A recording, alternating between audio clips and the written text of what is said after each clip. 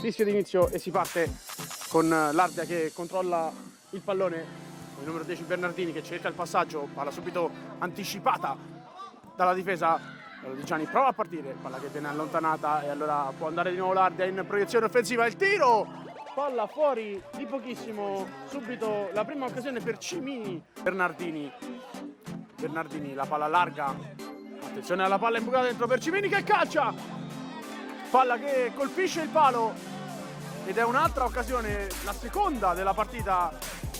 Ancora la palla per Cimini che sale, Cimini cerca il passaggio in zona centrale, il tiro di Esposito, la risposta di Zaccaria che si fa trovare pronto, quindi fa girare il pallone per Bernardini. Gobbi viene marcato, gli viene strappato il possesso del pallone, Ciamei gira per Carrarini calcia e si supera Ceraldi che mette in angolo, grande parata.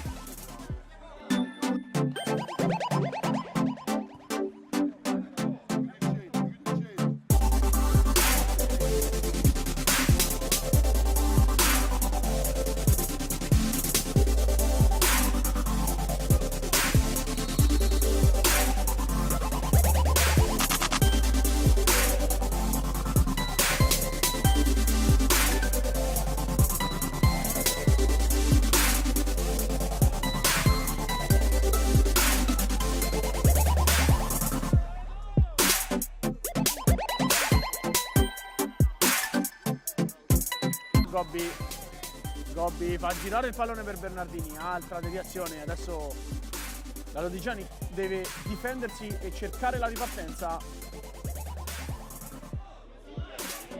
Palla che viene fatta passare, il tentativo di Carrarini, cerca Proietti che cerca un aggancio di quelli impossibili e infatti non gli riesce.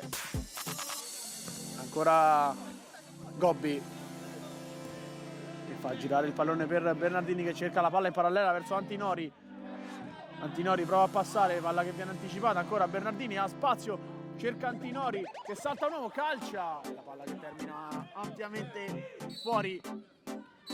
Finisce qui il primo tempo di Ardea Lodigiani, 0-0 tra le due squadre nei primi 30 minuti. E si riparte con il secondo tempo di Ardea Lodigiani, sempre dal punteggio di 0-0 tra le due squadre.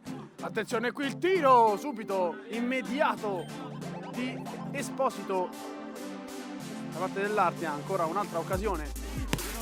Gobbi fa uscire il pallone per Bernardini, il tiro in direzione di Gobbi, De Santis per Gobbi ancora, per Bernardini che punta Carrarini che prova ad anticipare il pallone qui, attenzione ancora a Bernardini prova a passare in mezzo a tre, non riesce qui, attenzione a Gobbi che cerca di controllare il pallone, la palla viene anticipata, c'è il contropiede per la Lodigiani con Carrarini si allunga, una volta sfruttando la velocità di Grossi, una volta invece sfruttando la fisicità di Carrarini, qui attenzione intanto alla palla che passa e c'è il gol di Fucino al 12° minuto. Attenzione qui alla palla che passa e Proietti trova la traversa, c'è stato anche il tocco di Ceraldi che ha fatto una super parata qui. Carrarini prova a saltare Fioretti, riesce ma solo per un istante, non ci sono palle, attenzione perché la palla è rimasta in campo, attenzione al tiro del numero 11 Carioti che si è mangiato un gol praticamente fatto.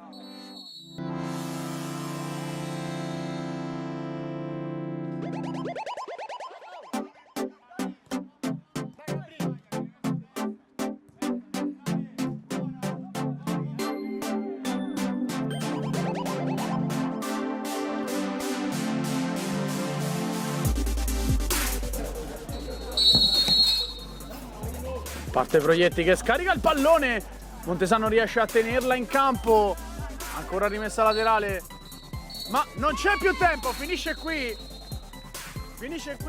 Ardea Lodigiani, basta la rete di Fucino per portare a casa i 3 punti per i padroni di casa.